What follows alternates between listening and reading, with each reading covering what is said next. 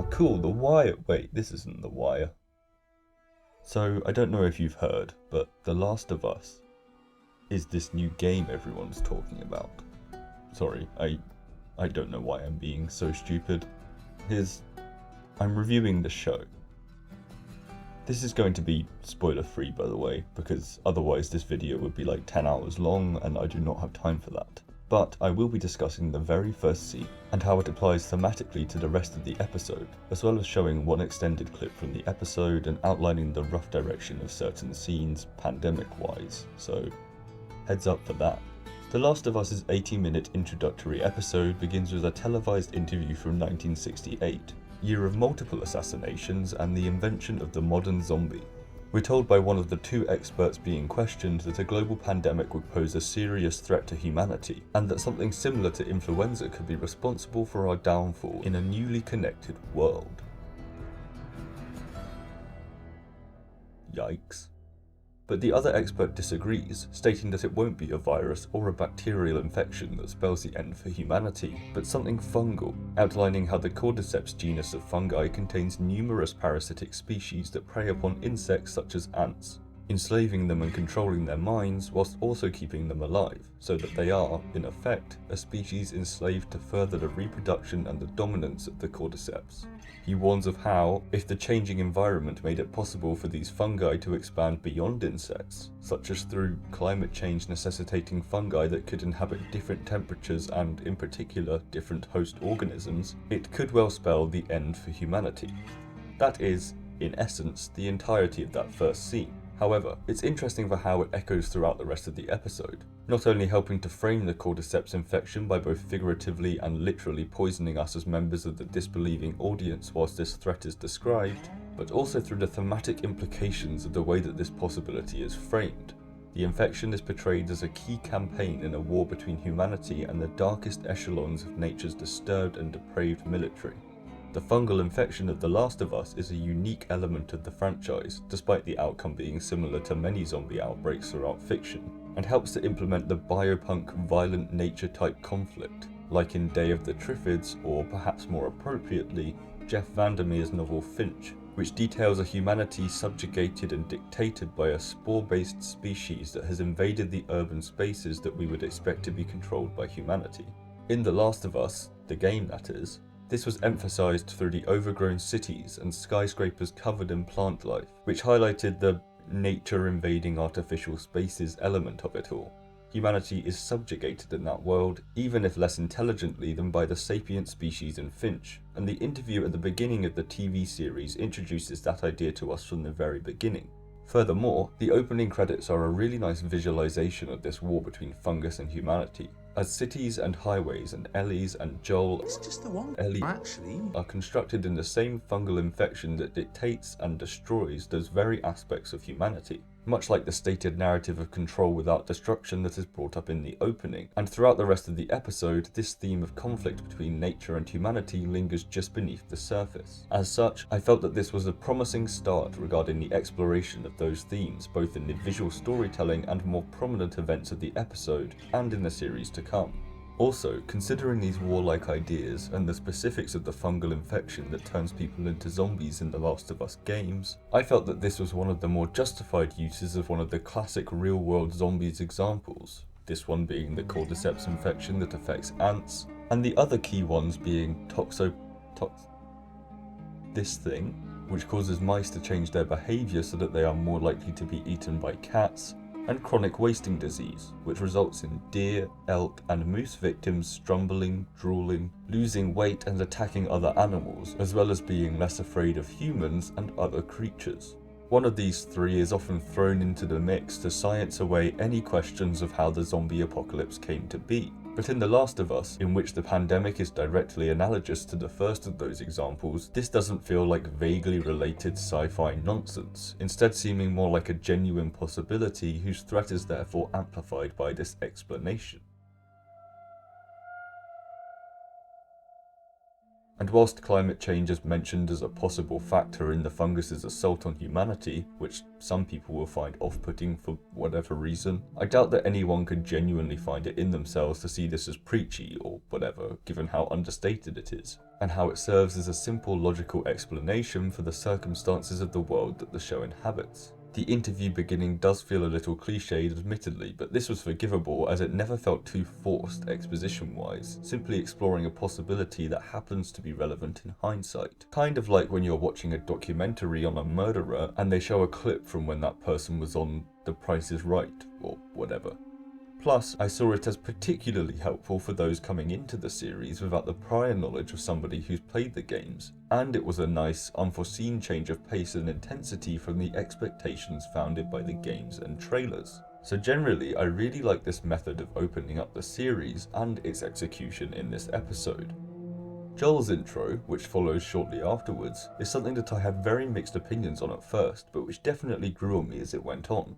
The very beginning was weird and heavily overpaced, which could be toned down for sure, as it meant that the dialogue and the actions were whizzing past in a way that felt unnatural and just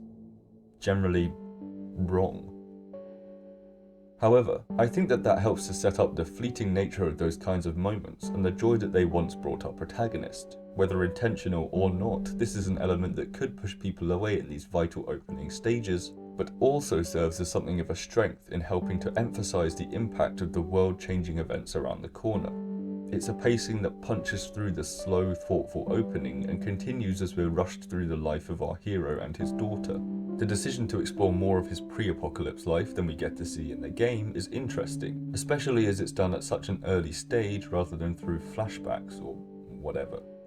Obviously, chronologically speaking, that makes a lot of sense, but we're left lingering in this limbo, the moments before the end of days, for a lot longer than we ever were in the game, and than we ever are in a lot of the most prominent examples of this particular subgenre. This isn't waking up in a hospital post-collapse in a manner that allows them to avoid the messy issue of addressing how the world falls apart, instead stewing us in the anticipation of what's coming, a dramatic irony whereby we all know what is going to happen, and many of us know what specifically is going to happen to each character, but we're still slowly fed the collapse to curate our reaction to the rest of what happens in the series. The show really dives into that aforementioned mess and makes the most of it, which is a ballsy move that for me pays off right away, and may continue to do so in future episodes. Also, those of you who know how the story of the game goes will understand why it can be relevant to see more of his daughter at this particular stage of their lives. And I think that, whilst the game did less of that due to the necessity of the gameplay and not wanting to just hand its players a movie to watch when they paid to play a game, it's good to see more of that in the show, which doesn't have those limitations on what could be described as its opening cutscenes. This facilitates factors such as the increased focus on horror that comes as we're plunged into the future of the series, which I really enjoyed seeing by comparison to a game that didn't really get to explore that factor so much at this early stage. Thus, we get to see up close as the characters discover the horrors of the virus and how it spreads and mutates, properly embroiled in the terror of the unsuspecting perspective of these characters, who weren't expecting themselves to be thrown into the throes of the end of days. The dramatic irony that I mentioned is coming to fruition as the characters come to understand what we already knew, said understanding catching up with our own in double time, and without the context of the first scene or the knowledge of exactly where this is leading, they simply experience the horror of coming to find out about all of this the hard way. This is perhaps best demonstrated as they ponder the question of how the disease spreads and who could be infected, which highlights the balance of confusion and understanding that these characters are going through in these moments, and how those elements are successfully realised in these moments of episode 1. Additionally, the chaos in the car scene is really well executed, as there are so many moving parts and it's impossible to see everything. Yet you can hear the violence and the screams and the running and the driving and the explosions, ensuring that you understand, above all else, just how possible it is to understand what's going on for these people in this moment. It's really effective at capturing the same feelings that were felt by many, myself included, when playing the game for the first time, and this is reinforced by Nico Parker's excellent turn as Sarah, Joel's daughter, who bears a heavy burden in the opening half of this episode in particular, and does an amazing job carrying us through these opening moments. On top of that, Pascal's acting chops are well documented in this episode, to an extent that will surely win over those who aren't already aware of his talents. There is one short bit, about 30 minutes in, that felt a bit like that one video of failing every QuickTime event in heavy rain.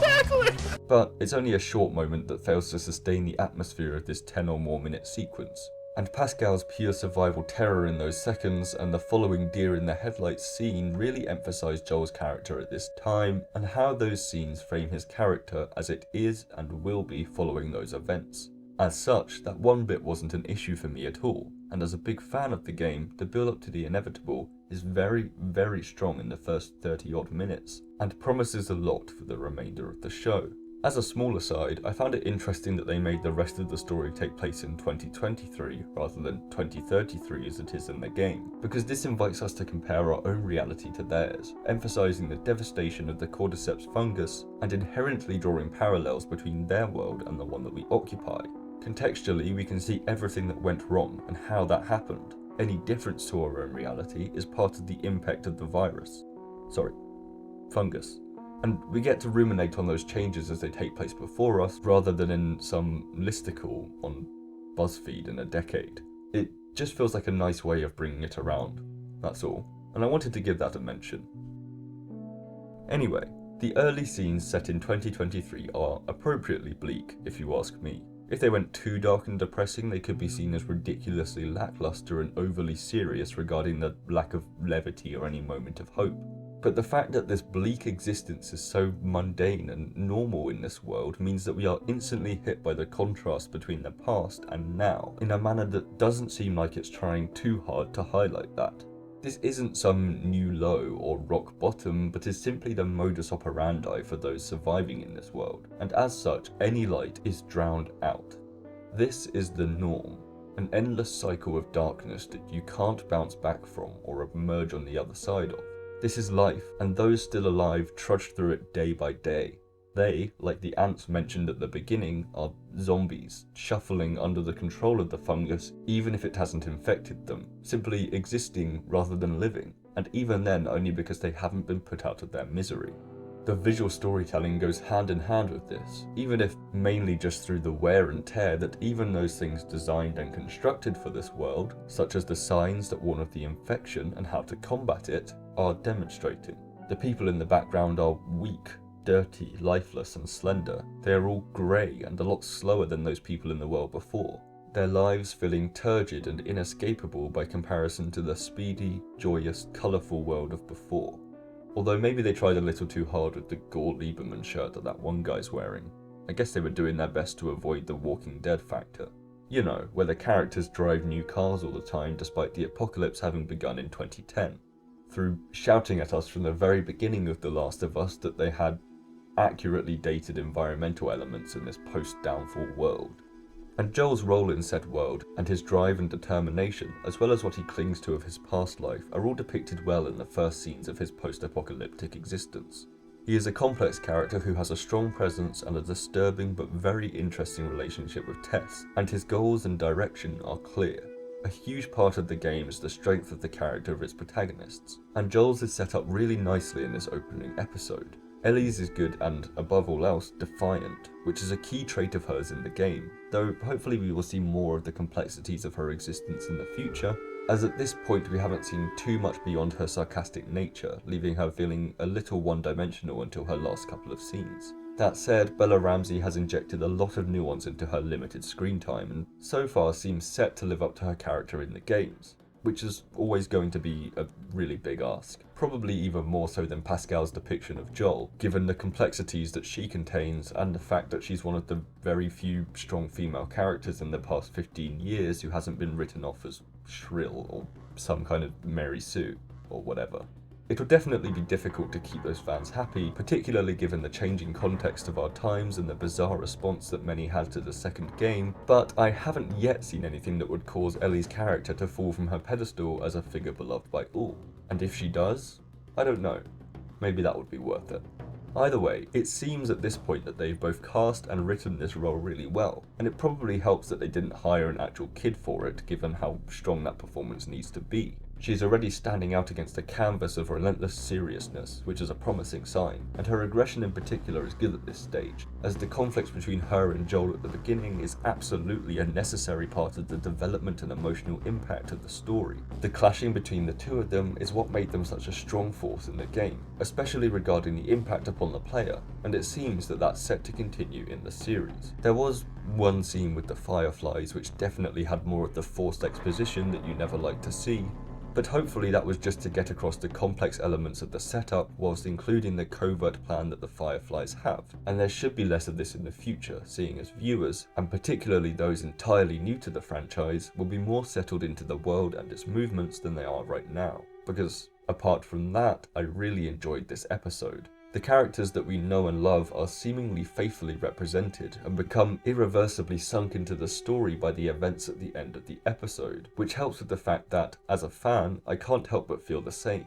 The themes, settings, and stakes have all been clearly established, and even as somebody who knows the story of the game, I'm still excited to see where it goes next. This journey has been set off in a highly effective manner, and I will absolutely be watching the rest of the series after such a quality introduction. And so, the big question, how do I rate the opening episode of The Last of Us? Well, in one scene Joel was holding a gun in one hand and then in the next shot he was holding it in two. This renders the entire series absolutely unwatchable and means it gets a 0 out of 10 from me, K-Bye.